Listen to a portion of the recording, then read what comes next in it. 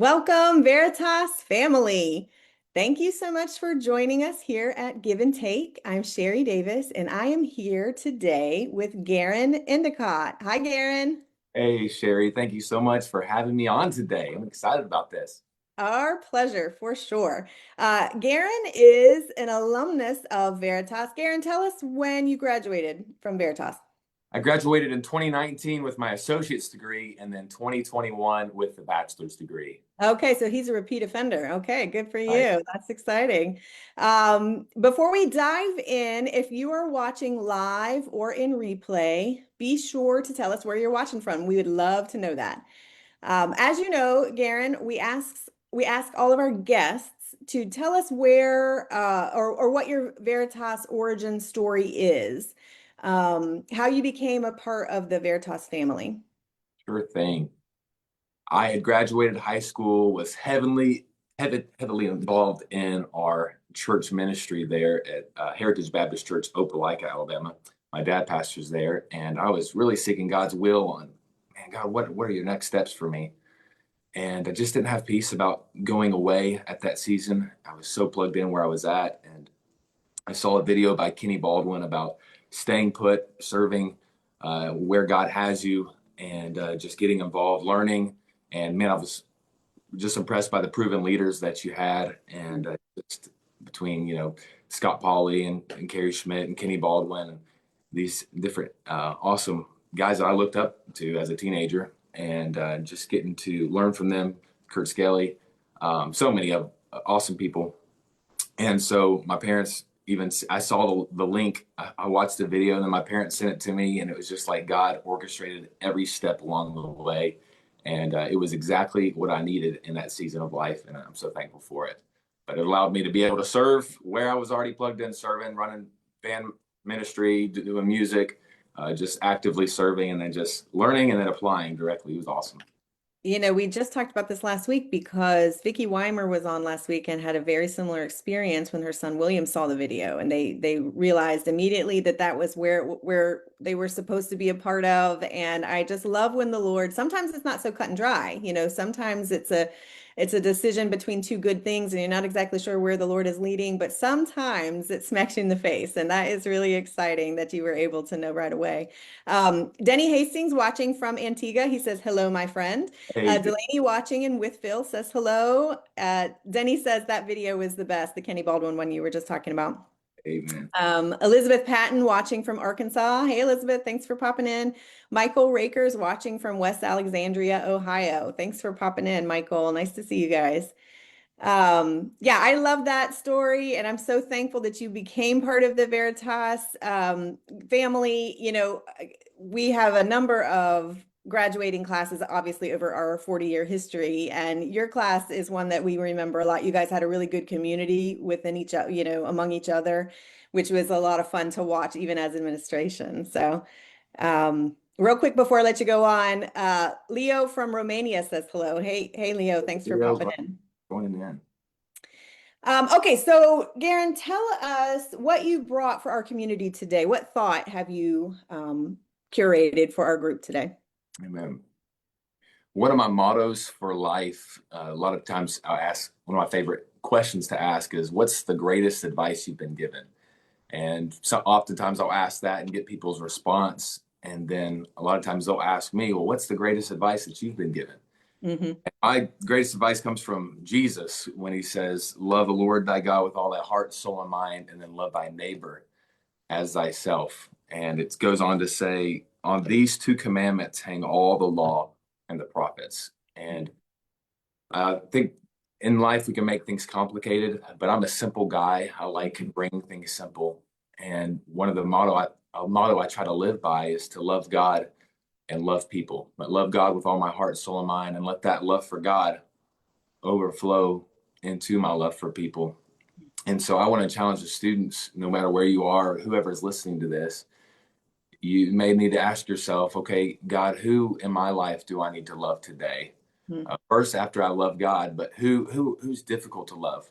One of my college pastor's wife, she would always say this. She said, the people in life who are often the most difficult to love are the very people who need to be loved the most. That's right. And so I That's want to good. encourage maybe close your eyes right now and think for a moment, who in my life is difficult to love right now? Mm.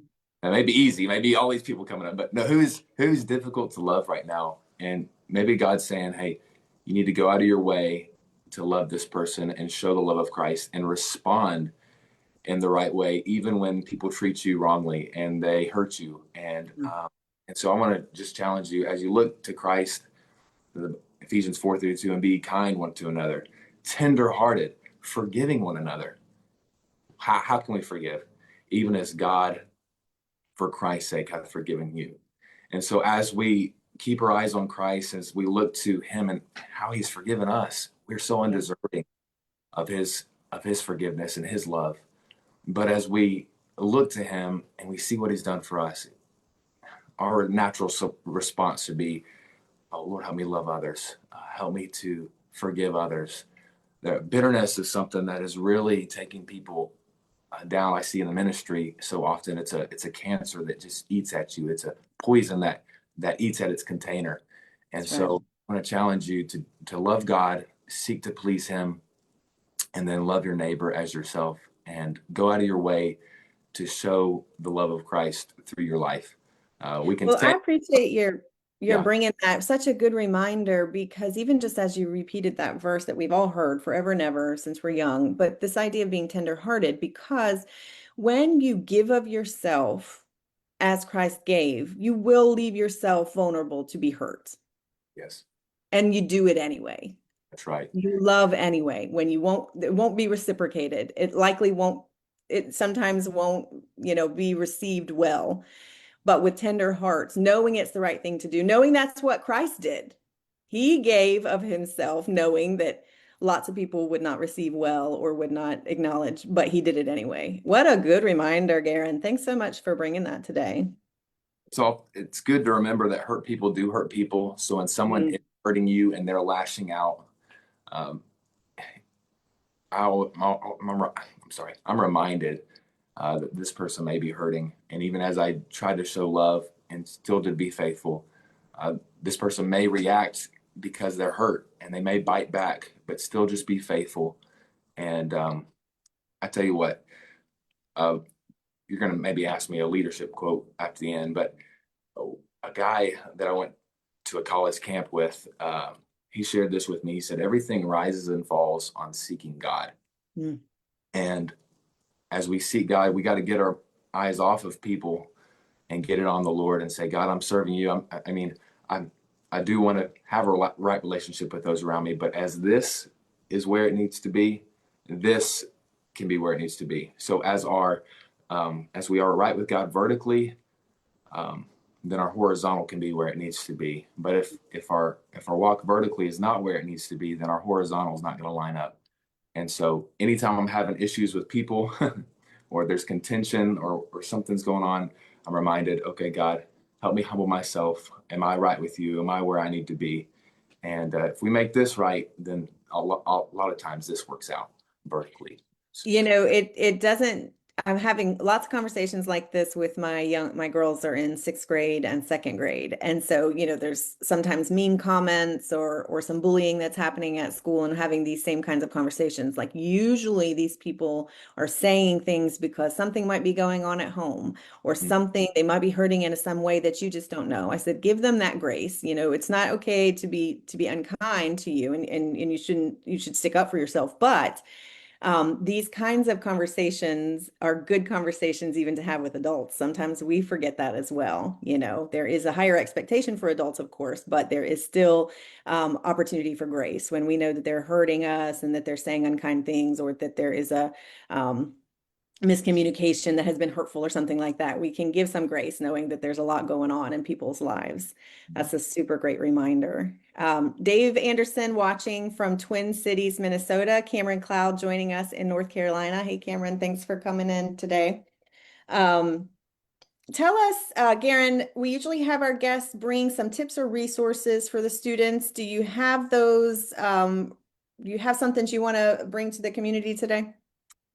So tips, I encourage you. One of the greatest things that I learned in college and that I'm that have helped me in ministry is to work off a to-do list, have things written out. If you just guess, just randomly think, go through the day without doing that, then you're just going to waste so much time. And so Right. I encourage you to have an A list, a B list, and a C list. And Right. what needs to be done immediately? What if I don't get this done? Uh, there's going to be issues. All right, so get that A done, and B, and then C, and work down that to do list. That's something that's going to help you in college, help you in life. Right. So to do lists are great. Just all types of things I could share. Just redeem the time. Use the tools that God gives you. Mm. I heard. I heard that What do some. you like to do? This is just real practical. Where do you like to keep your list? Are you a paper and pen kind of guy, or do you have an app that you use? So I've got an app that I use for long-term stuff that I'll put down, but every day when I come, maybe the day before or even the morning of, I have my to-do list and I put it on paper. It Okay. helps me be able to think through it. And then, well, as I'm going, I've got a to-do list on my phone as well that I look. I've got one for pastor responsibility. He tell me to do something or questions I have for him. I go ahead and have those questions ready. So when I do meet with him, they're good to go. But it's good to have both. Yeah, good. Whatever works for you. Just find a method and work with and make it work for you. That's the key right there. That's right. Steve Harness, watching from Saratoga Springs, New York. Hey, Steve, thanks for popping in. Okay, tell me what book recommend. Oh, were we finished with your tips? I felt like maybe you had another one. There's just one thing as far as just advice I'd give. I heard someone make this statement: take what God gives you, where God has you, and do what God tells you. Hmm. If we'll just take the tools, each of us have different gifts and abilities that we've been given. Just take those things, say, God, what do you want me to do with these things? You give me these things. How can I use them for you? And where God has you right now, all of you are doing school, where in your places, maybe you're in ministry in your different locations, but just do what God tells you, where God has you, and when God tells you to do that. So that's just a simple thing for God's will. Just want to It challenge. is simple, and it's funny to say it out loud because, of course, that's what you should do. But it's such a good reminder because as the busyness of life sets in, some of those things can be forgotten. Some of those components get forgotten for sure. So that's Amen. very good. That's All right, awesome. tell us what books you recommend. Awesome. So I've got several here recently. When I was in college, there was one I read called Everyone Communicates, Few Connect. That was by Mm. John Maxwell. Really helped me in just valuing those around me and thinking about others and how can I connect with you, not just given a list of information, but really seeking to love the people that you're communicating to and just valuing the people around you. That was really good. And then there's another one my pastor just gave me this past year that I read. It's called Some Things I've Learned by Curtis Hudson. Some Things I've Learned. And he's a pastor and he goes through and just lists out things that he's learned from the ministry, practical tips. It just takes like maybe 3 pages or maybe 2 pages per chapter, several chapters. And man, I tell you what, just practical life advice, ministry advice helps. It will be an encouragement to you. Some Things I've Learned by Curtis Hudson. Yeah, we'll get those posted in the links for those of you who might want to look those up. Those sound really interesting. I'd really like to. I've heard of the one by Maxwell, and I'd really like to dive into that. I think that looks very interesting. Awesome. Yeah, you'll love it. Be worth your read. Um, Tell us your favorite leadership quote, which I think you may have already mentioned. Awesome. Yeah. So I mentioned that one. I've heard another one that said everything rises and falls on leadership. And then my friend took that around and he said everything rises and falls on seeking God. That's really good. Another one is leadership that never listens will eventually be surrounded by people who have nothing to say. Oh, that's good. So it's a convicting to me, even as a leader, to listen to those around me. At the end of the day, you are the leader. You're making the decision, but it is still good to get input and from those around you, and that's really one that stands out to me.